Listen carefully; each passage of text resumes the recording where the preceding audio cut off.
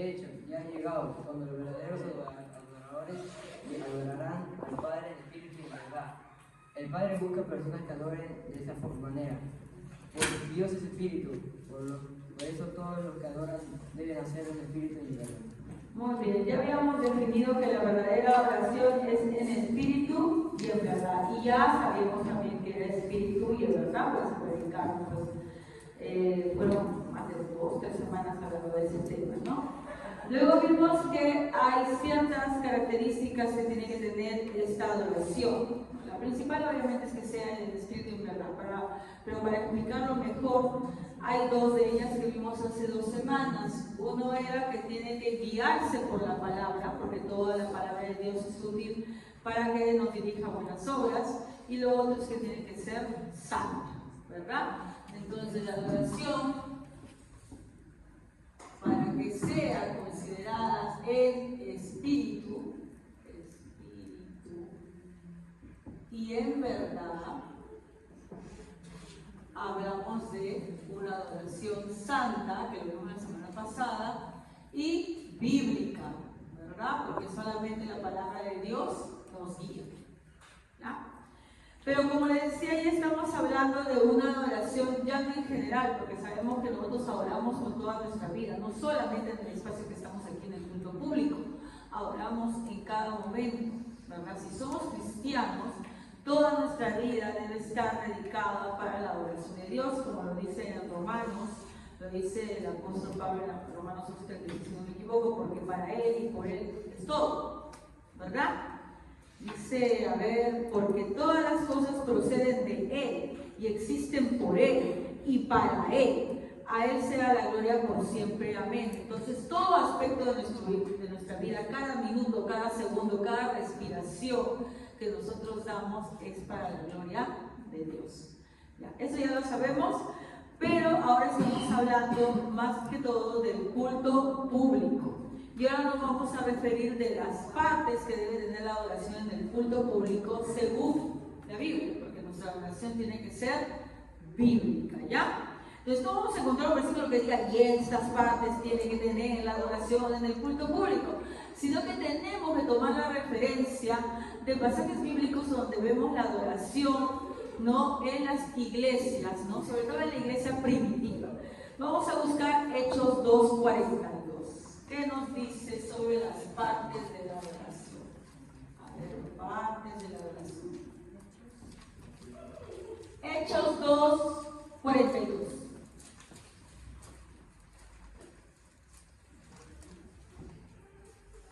¿Qué dice? Amén. Se ocupaban asiduamente en la enseñanza de los apóstoles, en la comunión unos con otros, en el partimiento del pan y en las oraciones. Muy bien, ¿cuántas partes ustedes identifican, ¿no?, en esta adoración que hacían los de la iglesia primitiva? Porque aquí está hablando de los primeros cristianos, ¿verdad? Está hablando de los primeros cristianos. Y nosotros leemos el versículo 41. ¿Puedes leer lo dice el versículo 41 también? Amén. Así que los que acogieron bien su palabra fueron bautizados, y se añadieron aquel día como 3,000 personas. Y se ocupaban asiduamente en la enseñanza de los apóstoles, en la comunión unos con otros, en el partimiento del pan y en las oraciones. Muy bien. Primero nos está hablando de la iglesia, porque está diciendo que eran personas bautistas, que habían escuchado la palabra, se han convertido y se han bautizado. ¿Ok?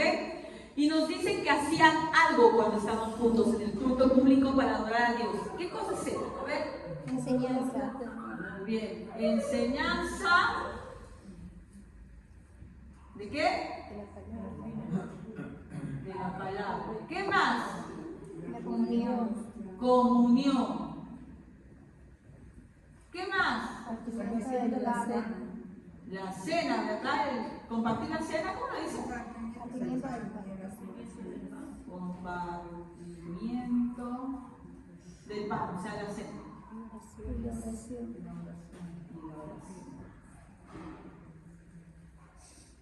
¿Ya?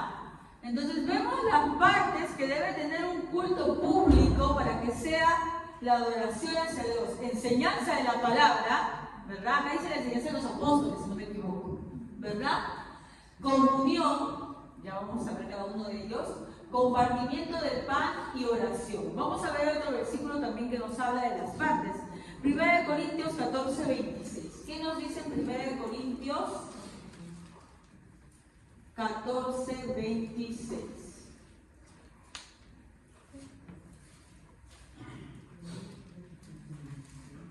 El que lo encuentre puede leer. Amén. ¿Qué concluimos, hermanos? Que cuando se reúnen, cada uno puede tener un himno, una enseñanza, una revelación, un mensaje en lenguas o una interpretación. Todo esto debe hacerse para la edificación de la iglesia. Otra vez aquí, en este caso Pablo, ¿no? Porque Hechos fue escrito por, si no me equivoco, por Lucas, ¿verdad? ¿Ya? En cambio, Pablo escribe Corintios, les está diciendo indirectamente qué es lo que hacían o deberían hacer ellos en la iglesia. Miren, ¿qué concluimos, hermanos? Que cuando se reúnen cada uno puede tener, ¿qué cosa? Un salmo. ¿Qué se referirá con un salmo?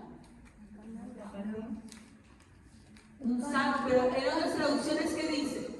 Cántico, himno, ¿no? Cántico. ¿Qué más? Enseñanza. Ya está. Una revelación. Ya está. Y la lengua. ¿Y la lengua que va a ser otra parte de nuestro culto? Interpretación. Ya. ¿Dónde lo pongo? Pero enseñanza la razón. Exacto. ¿Ya? No es que hay una sección para hacer lenguas o glosolalia. No. Cuando habla el apóstol de lenguas, está hablando de la palabra, porque las lenguas no eran algo sin sentido.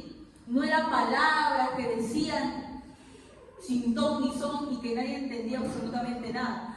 Las lenguas eran lenguas humanas que podían ser traducidas, ¿verdad? Y las personas que venían de otros lugares, no era como ahora, pues que tú agarras tu celular y traduces lo que está diciendo la otra persona. En esa época, pues no todos dominaban los idiomas de todos. Entonces, para predicar la palabra a los inicios de la iglesia primitiva, este don fue derramado sobre los seguidores, ¿no? Sobre los cristianos. ¿De qué manera? Porque venían, dice, cuando recién en Hechos reciben el Espíritu Santo, los apóstoles y los que estaban con ellos, ¿no? ¿Qué va a suceder? Comienzan a hablar en lenguas, ¿verdad? Y la gente que estaba escuchando, ¿qué decía? No, hay dos respuestas. Hay dos, y ahí podemos ver que hay dos reacciones ante el hablar de lenguas en Hechos. Hay dos reacciones, no solamente los que dicen eso es para condenación, pero hay otros que sí. Vamos a ver Hechos, a ver. No estaba pensando en ver esto para no confundirnos. No todos dijeron, porque muchas veces las iglesias que tienen costumbre de hablar glosolalia, lenguas sin ningún sentido, toman esos versículos y dicen, no, porque dicen que están como borrachos. Por eso es que cuando ustedes ven que nosotros hacemos eso y dicen que estamos como borrachos, entonces pues ustedes, pues, eso está mal, ¿no? Porque en sí no estamos hablando lenguas. Pero hay dos reacciones cuando se produce este evento en Hechos. Vamos a verlo en Hechos 2.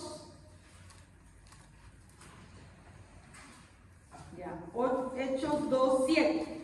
Desconcertados y maravillados decían, o sea, esta es la gente que está afuera, que está escuchando que todos hablan en lenguas. Y hay dos reacciones. Desconcertados y maravillados decían, ¿no son galileos todos estos que están hablando? O sea, es como decir, ¿no son peruanos todos estos que están hablando? ¿Cómo es que cada uno de nosotros lo oía hablar en su lengua materna? Partos, medos, elamitas, habitantes de Mesopotamia, de Judea y de Capadocia, del Ponto y de Asia, del Frigia y de Panfilia, de Egipto, de las regiones de Libia, cercanos a Cirene, visitantes llegados de Roma. Entendamos, es como si dijeran, ¿no son peruanos los que están aquí? Pero yo escucho que, quién sabe, yo soy sumado, ¿no? Pero yo los escucho hablar en inglés y en alemán y también en francés. Hay que entender que Israel está ubicado estratégicamente en un lugar que era un lugar comercial y paso de muchos pueblos. ¿Ya? Por eso que hasta el día de hoy, ¿por qué creen que hasta el día de hoy se matan por Israel? Paran en guerras. ¿Por qué creen? Porque uno dice, ¿para qué se van a meter ahí? No, total, un pueblo desértico sin un pedacito de tierra. ¿Por qué se sigue hasta el día de hoy Israel matando con Palestina? Y siempre está metido ahí algún país del primer mundo, ¿verdad?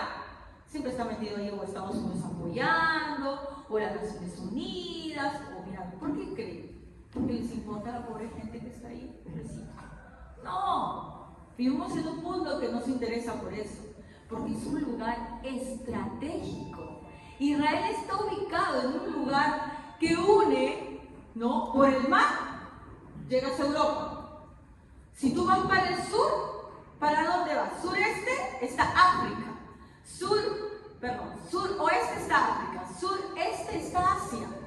Tiene entrada a 3 continentes, ¿ya? 3 continentes. Entonces es un punto estratégico. En la época de los apóstoles también era un punto estratégico porque era un lugar de paso para el comercio, ¿ya? Entonces cuando en ese momento los apóstoles hablan lenguas, había mucha gente que visitaba de distintos lugares, ¿ya?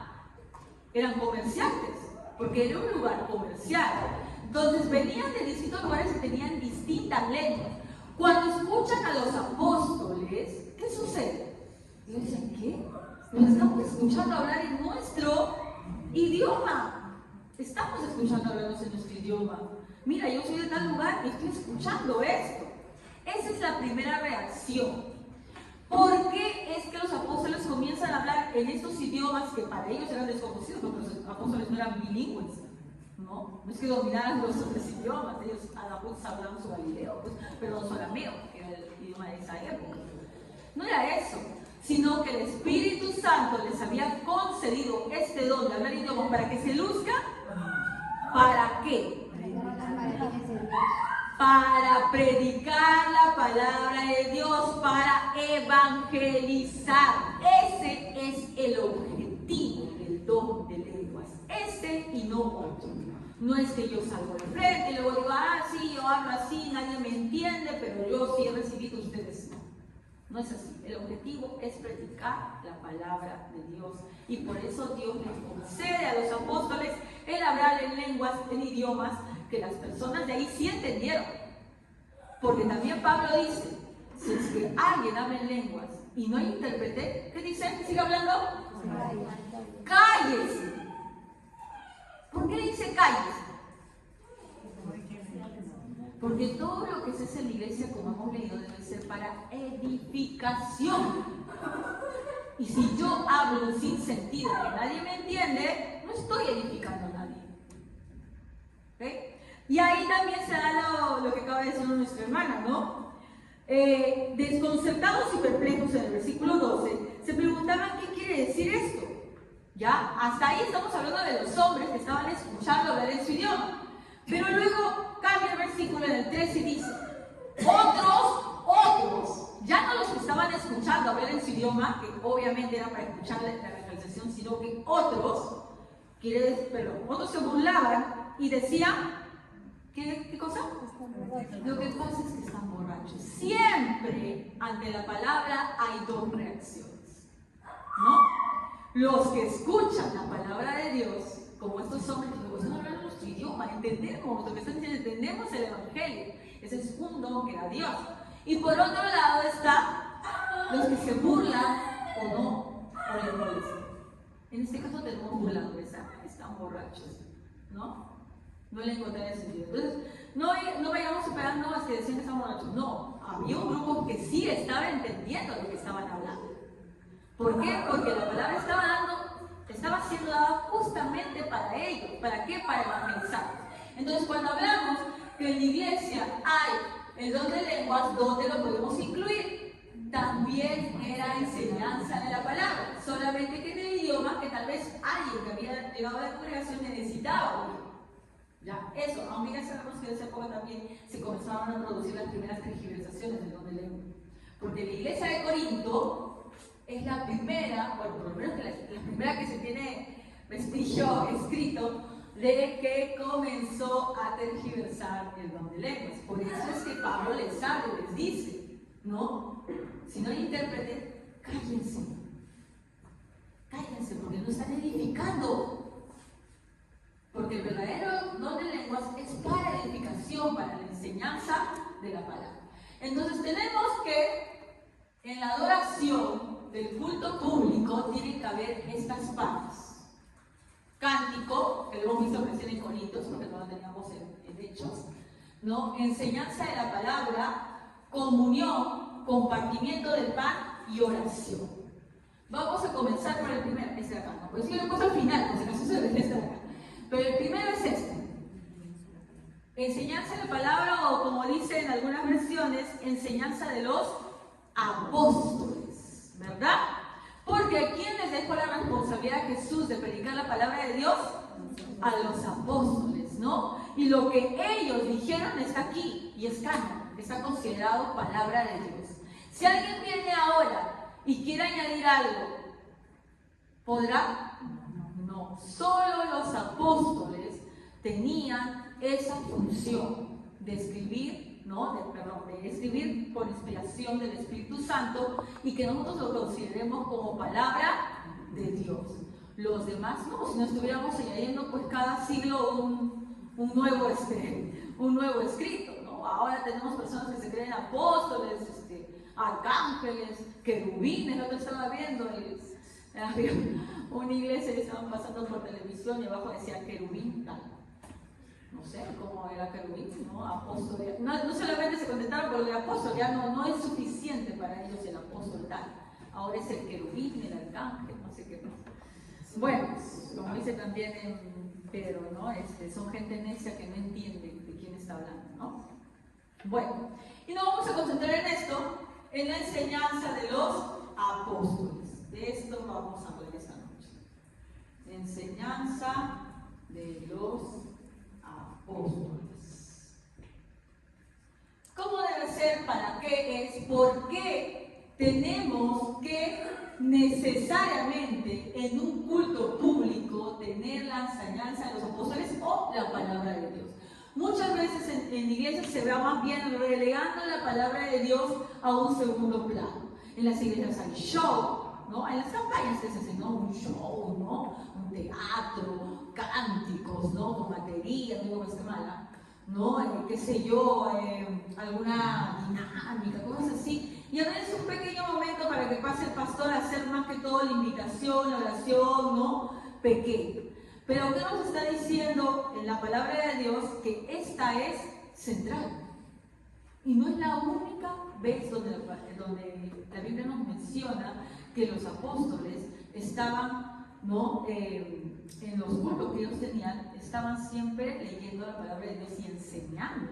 Es lo que vamos a ver. Y vamos a ver por qué es importante que en el culto público, si realmente decimos que queremos adorar a Dios, se debe dar un lugar principal a la palabra de Dios. ¿Ya? Comencemos primero. El primer fin será ahorita vamos a buscar en 1 Pedro 4:11.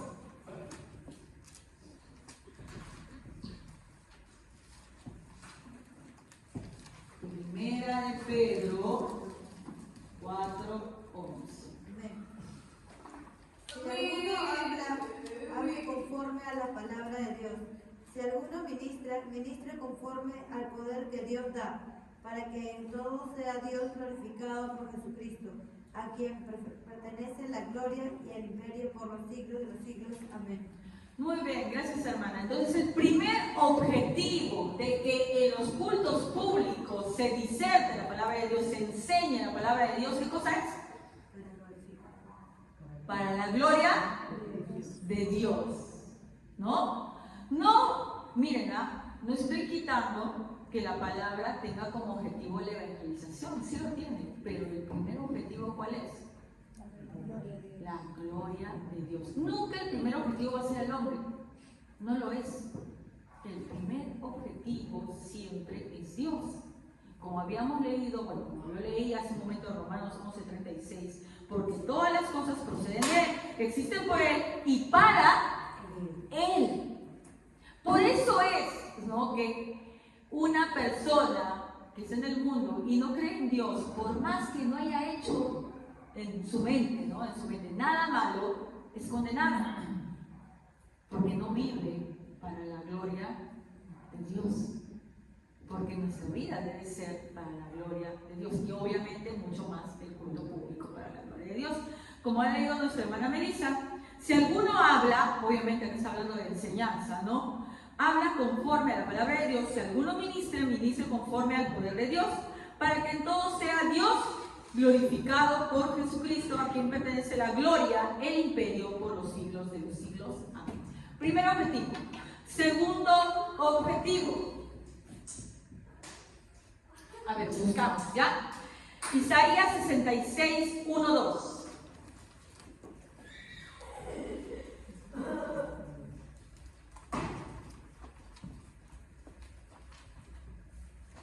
Esto dice el Señor: el cielo es mi trono y la tierra es el estrado de mis pies. ¿Podrían acaso construirme un templo tan bueno como ese? ¿Podrían construirme un lugar de descanso así? Con mis manos hice tanto el cielo como la tierra. Son mías, con todo lo que hay en ellas. Yo, el Señor, he hablado. ¿Estás ahí nomás estás? Unidos. Perdón. Bendeciré a los que tienen un corazón humilde y arrepentido, a los que tiemblan ante mi palabra. Amén. A ver, otro objetivo es para adorarlo de forma correcta. ¿Ya? ¿Por qué se da la palabra de Dios aquí en la iglesia? Para que lo adoremos de la forma que a Él le agrada. ¿Y qué nos dice el versículo? ¿Cómo a Él le agrada? A ver, pues vamos a leer. Cuando no tenemos, hermanos, tenemos que volver a leer, aunque sea el mismo versículo. ¿Por qué? ¿De qué forma es la correcta? Humilde y arrepentido. La tierra está en mis pies. ¿Dónde está la casa que me habéis de edificar? ¿Y dónde está el lugar de mi reposo? Mi mano hizo todas estas cosas, y así todas estas cosas fueron, dice Jehová. Pero miraré a aquel que es poder y humilde de espíritu y que tiembla a mis palabras. Amén. ¿Qué dice? Parafraseando un poco, ¿no? Soy Dios, ¿no? Yo hice todo, incluso te dice a ti que estás aquí, a ti mismo me dice. ¿Ya? ¿Cómo pues tú crees que me vas a poder adorar? Solamente hay de una sola manera. ¿Cuál es? En pobreza y humildad de espíritu. En pobreza y humildad de espíritu. Esa es la forma correcta en la cual se viene a la casa de Dios a adorar. En pobreza y humildad de espíritu. Y termina diciendo algo más. A los que tiemblan ante mi palabra. Lo que pasa es que para que tú le puedas adorar en pobreza y humildad de espíritu, primero tienes que escuchar la palabra y entender quién eres tú. Si no, todo vas a adorar en pobreza y humildad de espíritu. Muchas veces venimos y pensamos que porque cantamos bien o porque hacemos algo, porque venimos a la iglesia, bueno, pues no, mira, Dios, pero Dios me estoy agradando porque yo estoy yendo a la iglesia, porque yo canto, porque yo lo sirvo, por eso lo estoy cantando, por eso lo estoy agradando. No, el corazón que escucha a Dios, que recibe de Él su adoración, es aquel, ¿qué cosa? Pobre y humilde. Pobre, humilde, y solamente se logra eso con el temor a la palabra de Dios. Un ejemplo, miren, ese versículo donde dice, yo estimo a los pobres y contritos de espíritu, que está en mi versión así, ¿no lo han escuchado en otra parte de la Biblia? Ya, las bienaventuranzas de Jesús, cuando Él comienza a decir, pero hay algo, un lugar más donde está igualito ese versículo. Salmo 51, ¿verdad? El Salmo 51 es una oración de arrepentimiento de David cuando peca con Betsabé.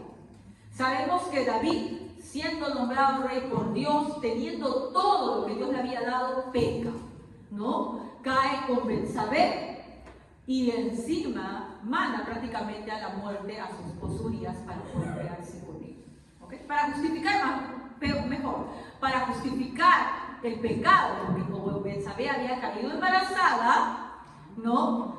Y no le funcionó a David esta idea que tuvo de que vuelva con su esposo, que esté con su esposo para que luego dijera que era su hijo, ¿ya? no le vio más alternativa que, como Urias se iba a dar cuenta, obviamente, que no era su hijo, porque no había tenido relaciones con su esposa durante bastante tiempo, que había estado en batalla, David, hijo de Dios, trama esta maldad, ¿no? Enviar a Urias adelante para que sea él el primero que muera, ¿no? Y así pues, él dice, no he hecho nada más, se murió, enviudó, ahora me voy a casar con Betsabé y mi hijo va a ser un prematuro. Como muchos en la actualidad pues quieren engañar, ¿no? Y este hombre había hecho este gran pecado. ¿Y cómo es que pasa de esa actitud tan ciega, ¿no? Tan cegado por el pecado, a esa actitud que vemos en Salmo 51, donde dice que un corazón contrito y humillado no despreciarás tú, oh Dios? ¿Cómo es que hay ese cambio radical? ¿Qué pasa que se da ese cambio radical? A ver, ¿quién se acuerda? Los que han leído la historia de...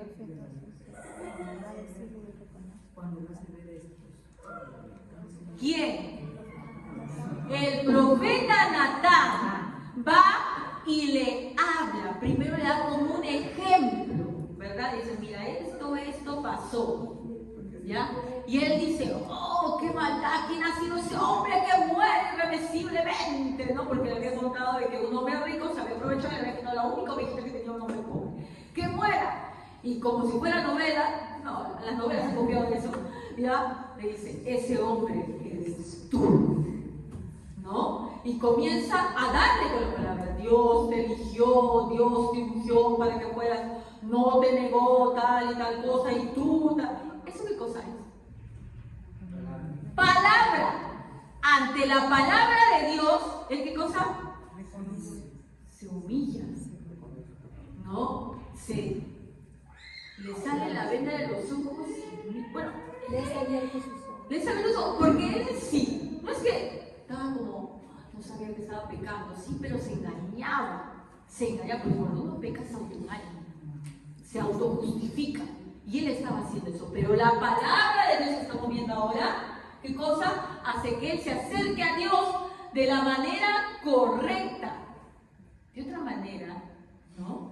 Su pecado no hubiera sido perdonado. Pero Dios utiliza al profeta para que mediante la palabra de Dios, ¿no? El corazón de David se humille y reconozca su pecado. Es lo mismo de lo que nos habla luego Jesús, con bienaventurados los pobres de espíritu. ¿Por qué? Porque está diciendo que solamente aquellos que reconocen su pecado, su pobreza, su incapacidad para salvarse, pueden adorarlo, encontrarlo de la manera correcta. Para eso sirve también entonces la palabra de Dios. ¿Por qué más tenemos que hablar la palabra de Dios en los cultos públicos? Para salvación. ¿Ya? No digo que la palabra en sí sea tu salvador, sabemos que nuestro salvador es Jesucristo, pero es el medio que a Dios le plació utilizar. ¿Ya? Vamos a buscar en Juan 5:24.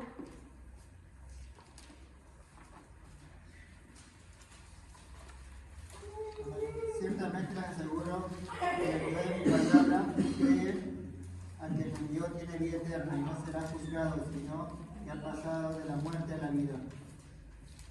El que oye mi palabra, ¿verdad? El que oye mi palabra. Seguimos. 1 Corintios 1:21.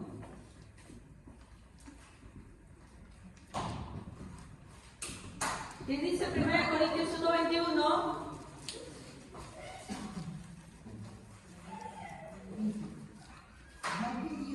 En su sabio designio, dispuso que el mundo no lo conociera mediante la sabiduría humana.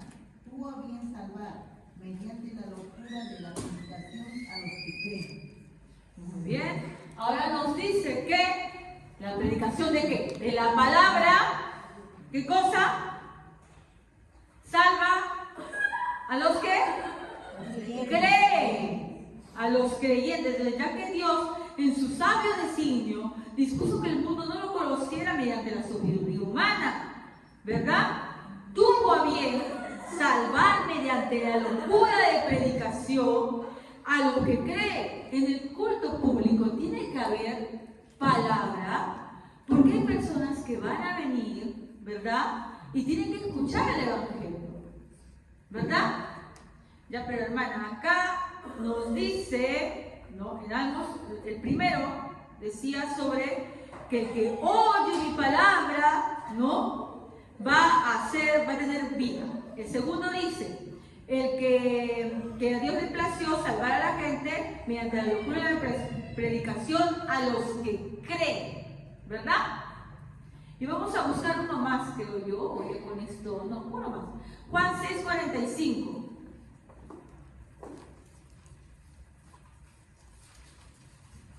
Para que podamos dar la idea completa, porque los primeros versículos pueden prestarse para pensar otra cosa. Escrito está en los profetas, y serán todos enseñados por Dios. Así que todo aquel que oyó al Padre y aprendió de él tiene a mí. Ya, a ver. Vamos a 6:45. Veamos. En Juan 5:24 dice que el que escucha su palabra va a tener vida, ¿verdad? En 1 Corintios dice que a Dios le plació, ¿no?, salvar al hombre por la locura de la predicación, ¿no?, a los que creen. Con esto el hombre puede pensar, bueno, la palabra de Dios está en la iglesia para que yo la escuche, y si yo la escucho, me voy a salvar. Por lo tanto, podríamos pensar que es acto humano, es decir, que Dios me da la palabra y yo escuchando, ¿qué cosa? Salvo. Pero la palabra lo dice, claro que sí, no podemos contradecirla porque es para el que cree. ¿Pero por qué cree? Acá acabamos de leer en Juan 6:45. Escrito está en los profetas, y serán todos enseñados por Dios. Así que todo aquel que oyó al Padre y aprendió de él, viene a mí. ¿Quién está hablando? Pero ¿quién oyó al Padre y aprendió de él y luego vino a él? ¿Cómo es eso? ¿La palabra de Dios? ¿Quién? ¿Qué es primero, hermanos? La regeneración. ¿Y quién te regenera? Dios. Dios te regenera y te da un corazón de carne para que puedas escuchar su palabra. Volvemos al versículo de inicio, porque porque todas las cosas proceden de Él, existen por Él y para Él. ¿Ya? Entonces, sí, la palabra de Dios es el medio que a Él le plació utilizar para salvarnos. Porque Él quiso. Si Él quería, ¿nos pudiera salvar de otra manera? Sí, pero Él quiso que sea así. Él quiso que sea así. Que sea mediante la palabra de Dios. Para que nosotros seamos utilizados como instrumentos. Para que el hombre tenga una tarea. Nos creó para que tengamos también. Dice en Efesios que fuimos creados para toda buena obra. ¿Y qué cosa creen que es toda buena obra? Adorarlo, sí, y también predicar su palabra.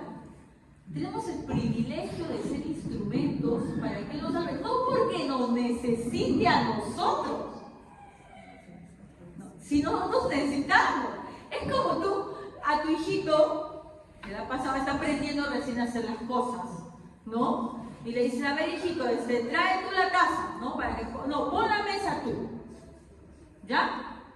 Entonces el chiquito de 6, 7 años va poniendo la mesa, ¿no? Pone su plato, su tenedor y todo lo demás para cada uno su vasito. Tú le dices que lo haga porque tú no lo puedes hacer. ¿Por qué lo haces? Para enseñar, para que se sienta útil. ¿Verdad? Por eso es que ningún predicador se puede enseñorear que Él ha salvado almas. ¿no? Que si yo salgo a predicar la palabra de Dios, ya sea de puerta en puerta, o predico acá al frente, o qué sé yo, he hablado a las personas en mi trabajo, o he hablado a mis vecinos, a mis familiares, ¿no? A mis amigos de colegio, tienes que tener en presente que tú solamente fuiste un instrumento, ¿verdad? Que Dios en su infinita bondad te dejó ser útil para algo, porque en realidad Él no te necesita para eso. Él podría ser, Él lo hace, pero para que tú seas un instrumento en sus manos, que tengamos el privilegio de ser un instrumento en sus manos, nos da esa oportunidad de ser los medios, ¿no?, que Él utiliza para hablar a determinadas personas. Es por eso que el hombre nunca se puede enseñorear, ¿no?, de haber salvado algún alma, de haber traído algún alma, sino ¿qué cosa debe decir? Siervo inútil soy, porque solo, ¿qué cosa? Lo que debía hacer he hecho. Entonces, hermanos, nunca queremos escuchar, ¿no? Nunca se nos salga de nuestra boca, pues, digamos, sí, yo traje salvo, sí, y yo salvo, yo prediqué y yo tragué. No, eso no puede estar en nuestra boca porque es de robarle la gloria a quién? A Dios. Eso siempre lo debemos tener presente. La gloria de Dios, Él no la comparte con nadie.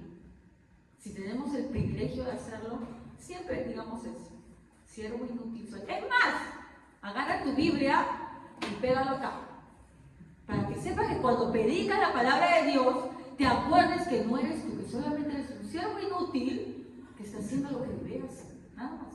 Y si no somos ni siquiera somos siervos inútiles, ¿no? ¿Ok?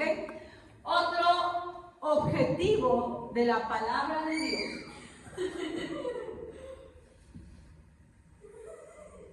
¿Ah? Estaba tan bonito, hermana, ya lo valoro. Para condenación, como este, su hermana, estábamos bonitos hablando que la palabra de Dios sirve para glorificar a Dios, para adorarlo, para salvación. ¿Y cómo es que para condenación también? ¿Cómo es eso? Vamos a buscar Juan 8:42 al 44. A ver, ¿qué nos dice? Juan 8:42 al 44. Amén. Jesús entonces les dijo: si fuese Dios vuestro Padre, me amaríais a mí, porque yo de Dios he salido y he venido, pues no he venido de mí mismo, sino que Él me envió. ¿Por qué no comprendéis mi lenguaje? Porque no podéis escuchar mi palabra. Vosotros sois de vuestro padre el diablo, y queréis hacer los deseos de vuestro padre.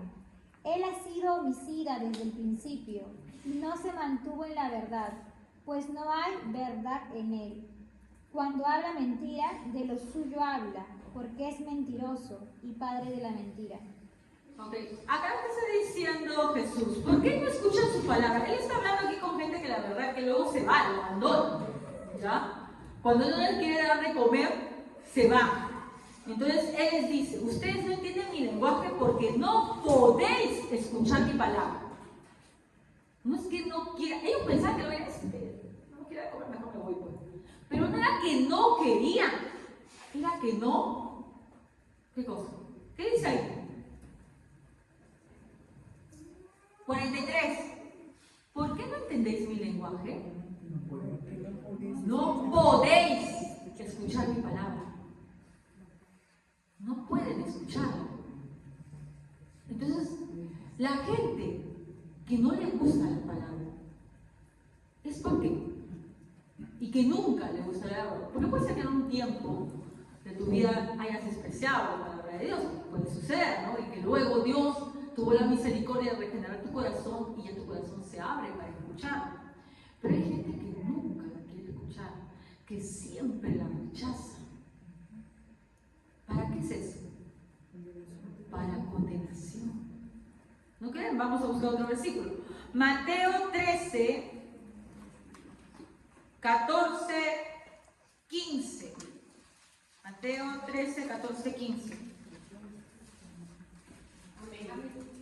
De manera que se cumple en ello la profecía de Isaías, que dijo: de oído oirás y no entenderéis, y viendo veráis y no perceberéis. porque el corazón de este pueblo se ha engrosado y con los oídos oyen pesadamente, y han cerrado sus ojos para que no vean con los ojos y oigan con los oídos y con el corazón entiendan y se conviertan y yo los salvo. ¿Qué está diciendo ahí? Porque esto también está en Isaías, él está citando acá a Jesús a Isaías, ¿no? Dice, por mucho que oigan, no entenderán. ¿Ya? Entonces la palabra de Dios también es dada para evidenciar quiénes están condenados. Porque si oyen y sin embargo no hablan, escuchan toda la palabra de Dios, no les interesa, no les importa, la desprecian, la ofenden, se mofan de ella, evidencia su condenación. Por eso también es que se debe dar la palabra en los cultos públicos. ¿Ya? Porque se tiene que, obviamente, dar para salvación para las personas que van a escuchar la palabra de Dios y su corazón va a ser regenerado y van a convertirse al Señor, y también para aquellos que no lo van a hacer y eso los va a condenar. No, eso va a demostrar que están condenados. Porque como hemos dicho ahí, no es voluntad de ellos. Acabamos de leer aquí que la profecía de Isaías decía, por mucho que oigan, no entenderán, porque el corazón de este pueblo se ha vuelto insensible, se les ha embotado los oídos y se les ha cerrado los ojos. De lo contrario, verían con los ojos, oirían con los oídos, entenderían con el corazón y se convertirían y yo los sanaría. Pero él está diciendo que es su voluntad.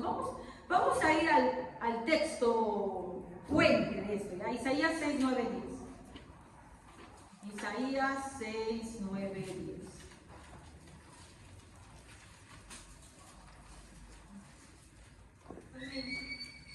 Y dijo, anda y guía a este pueblo, oíd bien y no entendáis, ved por cierto, mas no comprendáis.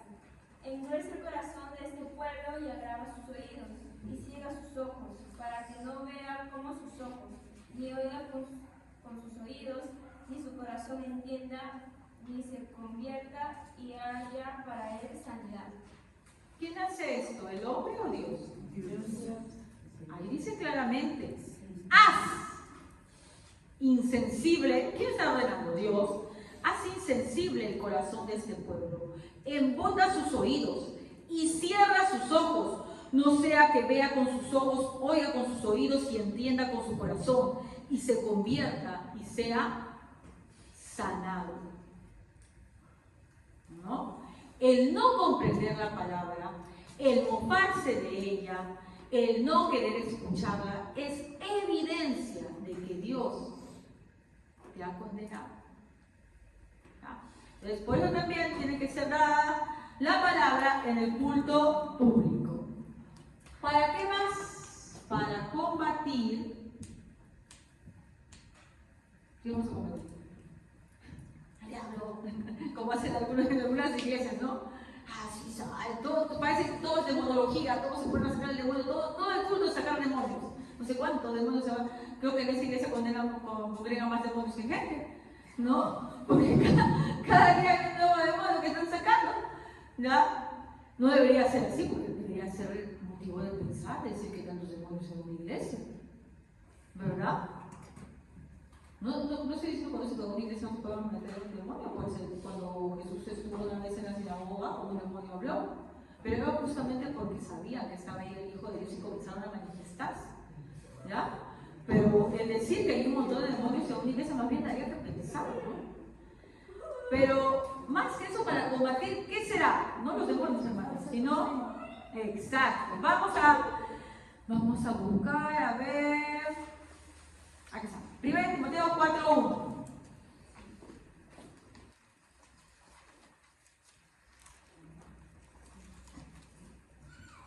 Para combatir la falsa enseñanza o falsa doctrina, como dijo nuestra hermana. Amén. Pero el Espíritu dice claramente que en los postreros tiempos algunos apostarán de la fe, escuchando a espíritus engañadores y doctrinas de demonios. La enseñanza, a ver, hermana, sí, estamos combatiendo los demonios. Lo que pasa es que por lo general cuando las iglesias hablan de combatir a las fuerzas del mal, creo que ven muchas películas, no sé, y piensan pues que es una cuestión de que sí, sale ahí demonio, el demonio de Shakira, el demonio, como vi una vez también un video, ¿no? Tiene el demonio de Shakira, y un hermano por ahí dijo, pero si Shakira está viva, ¿cómo se puede? No, sí. Y la señora que estaba siendo exorcizada comenzó a cantar canciones de Shakira, bueno, una cosa así. Ya. No se refiere a eso, a ese tipo de manifestaciones que vemos hasta en las películas, ¿no? Como el exorcista que camina de espalda, vomita. No, acá está hablando de algo, enseñanza de demonios, ¿ya? Doctrina de demonios, ¿no? El demonio no está buscando pues que te tuerzas así o que hables raro o te espumas con la boca, ¿no?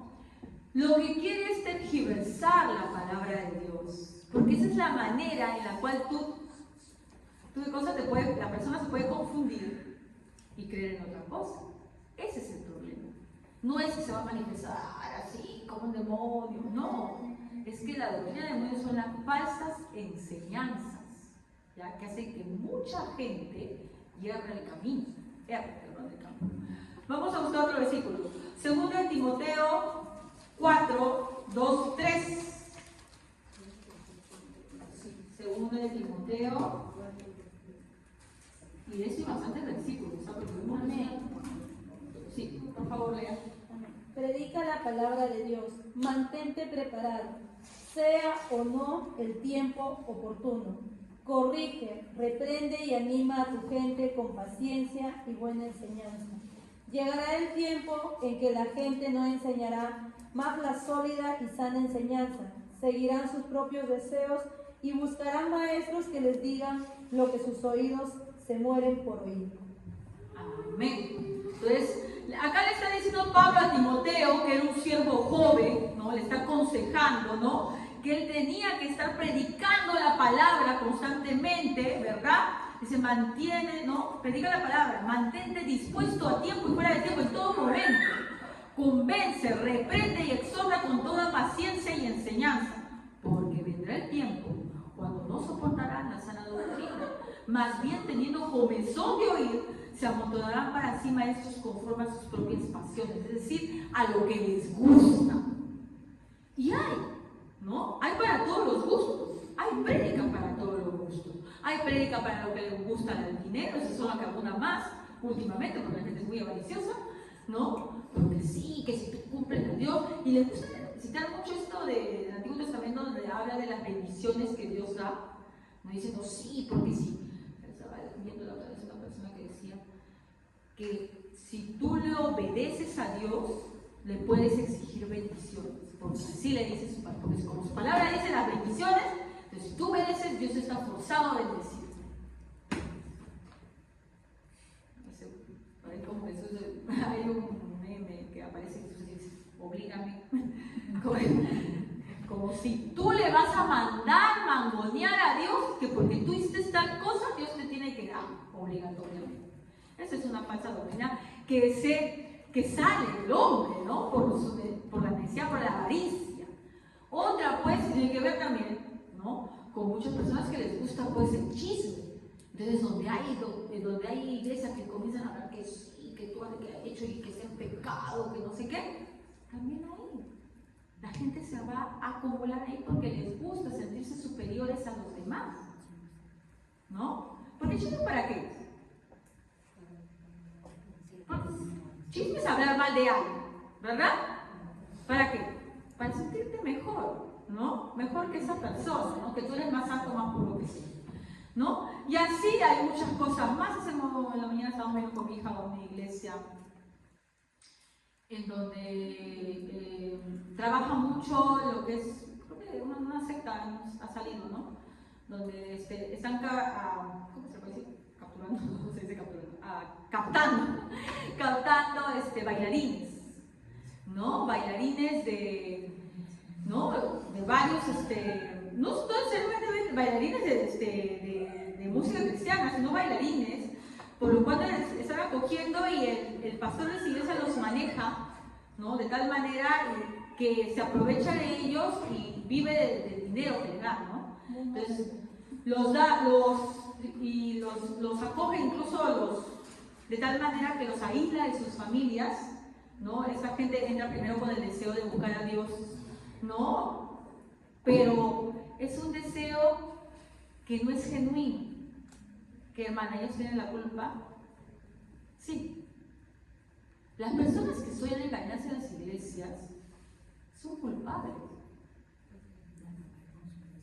Porque la palabra lo dice. Se acumulará conforme a sus deseos. Estos chicos seguramente tenían alguna carencia, sí, pero cuando buscaron una iglesia que les diera esa carencia y que satisfaciera de alguna manera sus pasiones. Los chicos siguen bailando, todo lo demás, y el dinero que ganan se lo dan al pastor. Ya les iglesia que vive de eso, ¿no? Con todo, no quiero decir que con una iglesia que esté en una secta no pueda salir una persona que sea salva, pero Dios la sacará de ese lugar. Le abrirá los ojos y se le da cuenta, porque muchos de nosotros también, hermanos, hemos venido a la iglesia conforme a nuestro propio deseo. Después Dios ha obrado en nosotros y nos ha cambiado el corazón, ¿verdad? Entonces, eso también pasa. Sigamos. Segunda de Timoteo 2, 24, 25 al 26. Segunda de Timoteo 2, 24 al 26. Segunda de Timoteo. Porque el siervo del Señor no debe ser contencioso, sino amable para con todos, apto para enseñar, sufrido que con mansedumbre corrija a los que se oponen, por si quizás Dios les conceda que se arrepientan para conocer la verdad y escapen del lazo del diablo, en que están cautivos a voluntad de él. ¿Por qué se tiene que dar la palabra? Y yo sé que a muchos dicen, no, pero no hay que contender, que si ya no, el amor nos ha llamado Dios, hay que amar, incluso si piensan diferente, porque así no dice Dios. ¿Eso dice la palabra que acaba de leer nuestra hermana? No, dice, porque el siervo del Señor no debe ser contencioso, es cierto, sino amable. Ah, ¿qué ves? Sí, hermana, habla del amor, claro que sí. Apto para enseñar. Y miren esa palabrita, eso sí, ténganlo siempre cuando ustedes prediquen la palabra. ¿Qué dice ahí? ¿Qué más? Esa palabra que se están salteando. Sufrido. Todo aquel que predica la palabra de Dios no le va a agradar a la gente. Por si acaso. Si estamos pensando que porque predicamos la palabra de Dios le vamos a hacer aceptos a la gente, le vamos a dar y nos van a tratar muy bien, eso está mal. Acá dice sufrido. Que con mansedumbre, ¿sí? Porque no tiene que ser una persona soberbia, orgullosa, corrija a quienes, a los que se oponen. No es que siempre, pero él se opone, no, déjalo porque es el hermanito del Señor. Tiene que corregirlos. El siervo de Dios lo tiene que corregir mediante la palabra de Dios con mansedumbre, ¿no? Por si quizá Dios le conceda que se arrepientan para conocer la verdad y escapen del lazo del diablo. Entonces, la persona que da la palabra, y todos ustedes que también predican la palabra, tienen que ser llamados a corregir. La palabra de Dios, porque también hay que decir, no solamente puede ser dada para amor, y Dios te ama, Dios te quiere como eres, Dios sabe cómo eres, muy misericordioso, es cierto, Dios es amoroso, misericordioso, pero la palabra corrige, y se tiene que corregir lo que está mal, porque esa es una de las funciones de la palabra de Dios. No podemos simplemente hablar del amor, amor, amor y no hablar de la corrección, porque justamente de esa manera estamos combatiendo la falsa enseñanza. A ver, uno más, Tito 1:9.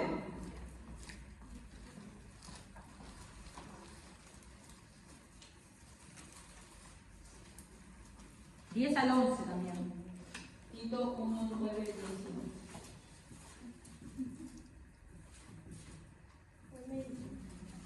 Retenedor de la palabra fiel tal como ha sido enseñado, para que también pueda exhortar con sana enseñanza y convencer a los que contradicen, porque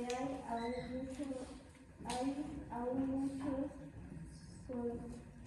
contumaces habladores de vanidades y enseñadores, mayormente los de la circuncisión, a los cuales es preciso tapar la boca, que tras trastornar cosas enteras, enseñando por la ganancia deshonesta lo que no conviene. Muy bien. ¿Qué nos ha dicho estos versículos? ¿Qué dice? Exhorta, convence a los que contradicen. ¿Qué no es eso? Que en toda la iglesia hay personas que contradicen. Y la palabra se tiene que enseñar. ¿Para qué dice? Porque hay muchos contumaces, habladores de vanidades, engañadores, mayormente los de la circuncisión, porque acá el problema que está tratando Pablo aquí es justamente que había muchos judaizantes que querían que los cristianos pues se circuncidaran, que guardaran la ley, ¿no? Y todo lo demás. Y la palabra le dice que tiene que hablar con ellos, hablar y enseñarles, convencerlos, a los cuales es preciso, ¿qué cosa dice? ¿Qué dice? A los cuales es preciso tapar la boca. No pueden permitir que en la iglesia alguien esté enseñando una falsa doctrina. Si ustedes se dan cuenta, en la Biblia habla mucho del amor y cómo el buen trato, ¿ya? Y está bien, y tiene que ser así. Incluso cuando tú reprendes, tiene que ser con mansedumbre. Pero habla mucho de cuidar lo que se está enseñando y que debemos ser celosos con eso. Yo no puedo permitir que por un pseudo amor o complacencia o porque a él le viene un hermano, no le vas a decir que está en un camino equivocado. Por ejemplo, tienes un familiar que comienza a hablar de que el sábado te salva y si tú no eres sabático te vas a ir al infierno. No, papá me ha llevado el Señor, pero que no le voy a decir nada, porque yo no quiero pelear. Eso es lo que te manda la palabra, que le digas, que corrijas. Porque lo que está diciendo no es correcto. No porque te ofenda a ti, sino porque no es correcto ante Dios. Se tiene que hacer. Y es un trabajo que, como hemos visto en su momento, por eso decía, sé sufrido, porque no le va a gustar. Pero también dice, con mansedumbre, no con orgullo, envaneciendo, con mansedumbre. Yo nomás, ya no le voy a hacer buscar, porque si no voy a buscar mucho. También habla en Romanos 16, 17. Mas os ruego, hermanos, que os fijéis en los que causan divisiones y tropiezos en contra de la doctrina que vosotros habéis aprendido y que os apartéis de ellos. También habla de que la palabra es para qué, para evitar esas divisiones. ¿Ok? ¿Para qué más? Si todavía no queda, bueno, sacamos dos, pero no vamos a poder hacer porque son para varias cosas. Para el desarrollo espiritual. A mí me salvó el Señor y ya, pues yo soy salvo, ¿ya para qué más? Ya, ya me salvó el Señor. Pero la Biblia dice eso. ¿Quién te salvó? Sí, obviamente. Alegra, ¿te agradece? Sí. ¿Pero te dice que te quedes así? No, no dice que te quedes así. Segunda de Timoteo 1, 13, 14. ¿Qué dice? Amén. Aférrate al modelo de la sana enseñanza que aprendiste de mí, un modelo formado por la fe y el amor que tienes en Cristo Jesús, mediante el poder del Espíritu Santo, quien vive en nosotros, guarda con sumo cuidado la preciosa verdad que se te ha confiado. Cuando dice guarda, ¿qué quiere decir? ¿Que le escondas? Cuida la verdad. Tú tienes que cuidar lo que tú has aprendido. ¿Y cómo cuidas? Cuando tú has aprendido algo, ¿cómo cuidas de no olvidarlo? ¿Verdad? Lo sigues leyendo. Porque yo estoy seguro que ustedes no se acuerdan de lo que aprendieron en el secundario, por lo menos no todo. No se acuerdan todo. Algunas cosas. Y por lo menos nos acordamos aquellas que hemos practicado varias veces, ¿no? Y otras cosas nos vamos olvidando. Yo soy docente y tengo que, para enseñar, tengo que hacer mi repaso. Porque no es que mi mente, ¡ay, me acuerdo de todo! Tengo que hacer un repaso constante. Entonces, cuando dice guarda, es que tienes que estar constantemente, ¿qué cosa? Alimentándote de la palabra de Dios para que no te olvides. Porque te das cuenta de que esas veces te sabían los versículos y un tiempo te descuidas y ya no te acuerdas de nada. constantemente alimentando. Siguiente, Efesios 4:14. ¿Qué dice? Amén. Para que ya no seamos niños fluctuantes, llamados por doquiera de todo viento de doctrina, o estratagema de hombres que para engañar emplean con astucia las entrañas del error. Dice, para que no seas niños espirituales que te dejas engañar. ¿Por qué entonces, si yo he escuchado la palabra y yo ya soy salvo, por qué tengo que seguir escuchando la palabra de Dios? No olvidarte y no te dejes engañar. Pero hermana, se supone que si yo soy salvo ya no pierdo mi salvación. Pero puede ser una persona que se queda atrofiada. ¿Entiendes? Dice que la palabra de Dios que muchos son salvos como por fuego, o sea, las justitas raspando. ¿Saben por qué?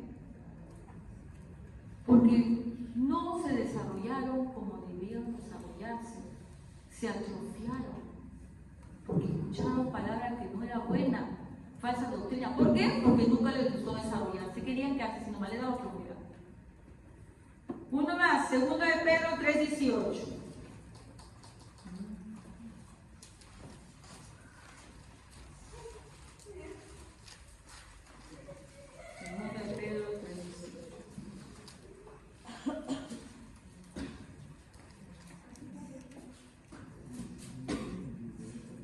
Antes bien, crecer en la gracia y el conocimiento de nuestro Señor y Salvador Jesucristo. A Él sea la gloria, la honra y hasta el día de la eternidad. ¿No? Antes bien, crecer en la gracia y ¿qué? En el conocimiento de Dios. Pero la gracia, hermana, la gracia no es como que se crece. La gracia es simplemente que hayamos sido salvos. Pero ¿cómo yo puedo hacer crecer la gracia? ¿Puedo hacer crecer la gracia? La gracia es haber sido salvo por Cristo, sin merecerlo. ¿Sí o no? Pero si yo no estoy leyendo la palabra, creciendo espiritualmente, pues, ¿podré ser un siervo útil? No. Todos los que somos salvos por la gracia de Dios, porque no fue por nuestro mérito, tenemos el deseo de servirlo. ¿Sí o no?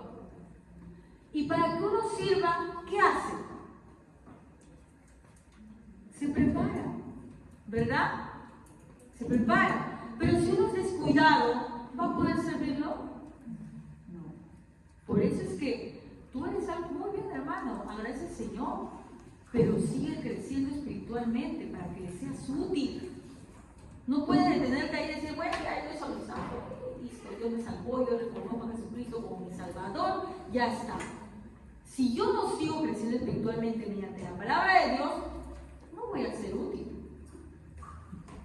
Seré salvo, pero como por fuego. Pero qué privilegio es que nos utilice el Señor. ¿Sí o no? ¿Quién no quiere ser utilizado por Dios? ¿Quién no quiere ser utilizado por Dios? Estamos entendidos sus salvación. Todo aquel que es salvo quiere ser utilizado por Dios, pero a veces, como decía también Pablo, lo que queremos hacer no hacemos. ¿Verdad? ¿Por qué? Porque estamos en esta carne y la carne nos es un atraso. Oh, miserable de mí, decía Pablo, ¿quién me separa de este cuerpo? ¿No? ¿Quién me quita este cuerpo? Y miren, está hablando Pablo, que fue un gran servidor de Dios, pero él sentía que podía hacer más, pero que su carne no lo dejaba. Y por eso que él crecía en la palabra de Dios y estudiaba, porque quería ser un buen siervo de Dios. La palabra tiene que ser en el culto público porque nos tiene que hacer crecer espiritualmente.